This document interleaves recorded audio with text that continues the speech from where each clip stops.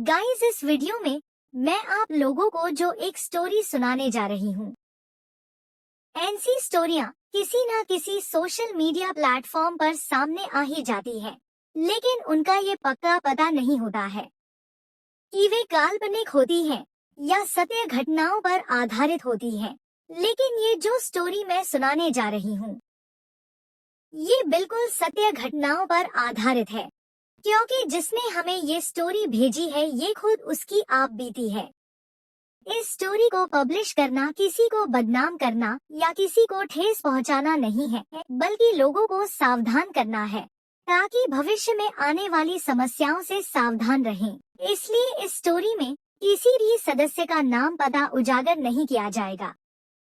बस इतना हिंट दे देती हूँ कि ये वारदात घटना स्टोरी जो भी है, ये उत्तर प्रदेश के जिला मुरादाबाद के ही किसी क्षेत्र की है। ये स्टोरी एक स्त्री के 3 गुप्त पति की मौजूदगी की पेशकश है। इन 3 के अलावा और कितने पति बना चुकी थी, इस बात का कोई ठोस सबूत नहीं है, लेकिन लक्षण जरूर बताए जाएंगे। और एक स्त्री कहां से गलत लाइन में पड़कर बिगड़ती है, ये भी इस स्टोरी में संकेत मिल जाएगा। तो ये कहानी शुरू ऐसे हुई थी कि एक खूबसूरत नाबालिग लड़की जिसकी उम्र तकरीबन 14-15 साल थी, खैर कारण जो भी रहा हो, लेकिन वो लड़की किसी लड़के के साथ शारीरिक संबंध बना बैठी।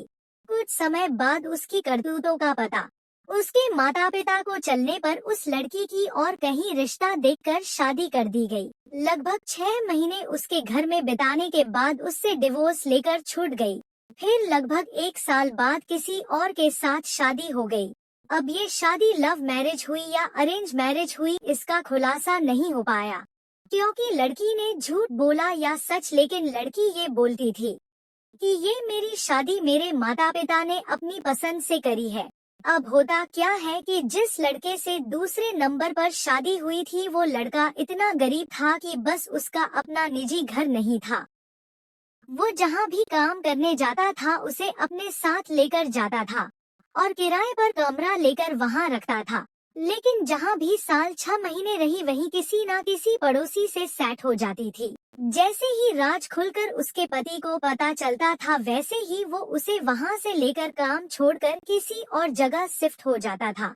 तकरीबन इसी तरह से 7 साल बीत चुके थे। इसी पीरियड में एक 5 साल का उन दोनों का एक बेटा भी हो चुका था। लेकिन इस बार जहाँ वो लड़का शिफ्ट हुआ था, तो उस लड़की ने इस एक साथ 2 शादीशुदा लड़कों को सेट कर लिया। लेकिन ये जो 2 शादीशुदा लड़के थे, इनमें से एक के रिलेशन में पहले से ही थी, लेकिन जिस बंदे के रिलेशन में पहले से थी उसका घर कुछ दूरी पर था। अब तीसरा बंदा जो फंसा अपने जाल में, इसका घर बिल्कुल बगल में ही था। एक पति था, एक पहला वाला बॉयफ्रेंड था और बगल वाला तीसरा बंदा भी फांस लिया था। अब कुल मिलाकर 3 पुरुषों को एडजस्ट कर रही थी। तीनों से अलग अलग मोबाइल ले रखे थे, तीनों से बात भी बराबर किया करती थी और पता भी कोई से को भी नहीं होने दिया करती थी। अपना स्वभाव ऐसा बना रखा था कि पूरे मोहल्ले में हर किसी के घर आना जाना रखती थी। इस लड़की का मायका भी 2 किलोमीटर की दूरी पर है। हर दूसरे तीसरे दिन अकेले ही अपने मायके भी आती जाती रहती थी। एक बेटे के अलावा और कोई गर्भधारण भी नहीं ठहरा था। आए दिन पेट में दर्द उठता रहता था।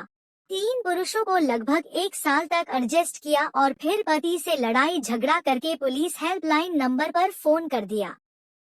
पति पुलिस के डर से घर छोड़कर भाग गया। फिर 2 लोगों को ही एडजस्ट करती रही और अपने दोनों यारों से और मायके वालों से पैसे ले लेकर गुजारा करने लगी। फिर कुछ महीने बाद उस लड़की के पेट में ऐसा दर्द उठा कि दवाइयों से रुका ही नहीं। डॉक्टरों ने कहा पहले जांचें करवाओ तब इलाज करेंगे। जांचें करवाने पर डॉक्टरों से पता चला कि गर्भाशय में रसोली बनी हुई है और इन्फेक्शन इतना फैल चुका है कि ऑपरेशन करना पड़ेगा। अब ऑपरेशन में पैसे लगाने के लिए ना तो उसके माता पिता तैयार थे और ना ही पति आया। अब जो 2 यार थे उसके उनमें से भी लास्ट वाला जो उस लड़की की बगल में रहता था, वो भी सामने नहीं आया। लेकिन जो उसका पहला वाला बॉयफ्रेंड कह लो या यार कह लो, उसने उसके माता पिता से बात करी कि तुम इसका ऑपरेशन क्यों नहीं करवा रहे हो। तो उसके माता पिता ने कहा हमारे पास इतने पैसे तो नहीं है, हम क्या करें। तो वो बोला चलो मेरे साथ पैसे मैं लगाऊंगा, बाद में वापस करना चाहो तो कर देना, और अगर वापस ना कर सको तो भी कोई जोर नहीं डालूंगा। तो उस लड़की की माँ साथ में गई और ऑपरेशन करवा दिया। जब तक इलाज चला तब तक तो बहुत मीठी मीठी बातें करती रहती थी उससे, जिसने ऑपरेशन में पैसा लगाया था। ठीक होते ही फिर धीरे धीरे उससे बात करना कम कर दिया। वो पूछता था कि इतने इतने दिनों में क्यों फोन करती है, तो तरह तरह के बहाने बना दिया करती थी। फिर कुछ महीने बाद पता चला कि उस लड़की ने अपना निजी मकान खरीद लिया है उसी मोहल्ले में, और वो भी बगल में रहने वाले यार के खेत की बगल में।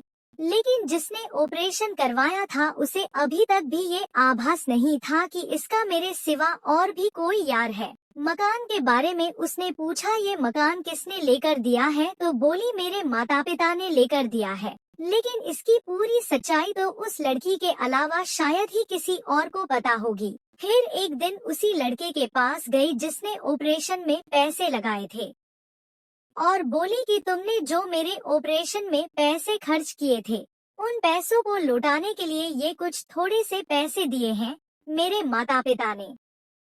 थोड़े से मतलब चौथाई भाग मान लो, बाकी रहे पैसे भी लौटाने को कह रहे हैं।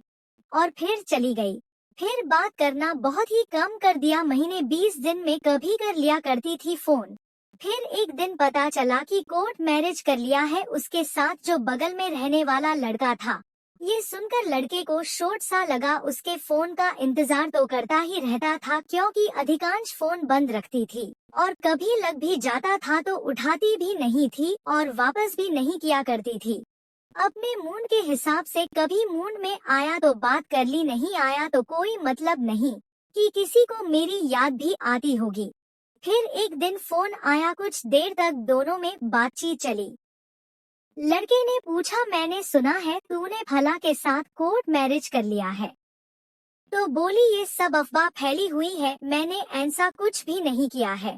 फिर उस लड़के ने कुछ ऐसे सबूत दिए जिन्हें काटना उसके लिए मुश्किल ही नहीं नामुमकिन था। आखिरकार उसे अपने मुंह से सच उगलना ही पड़ा। बोली हाँ बाबू मैंने कोर्ट मैरिज तो कर लिया है, लेकिन प्यार मैं तुमसे ही करती हूँ। मैं कौन था यू? मैं क्या था यू? गया कहाँ?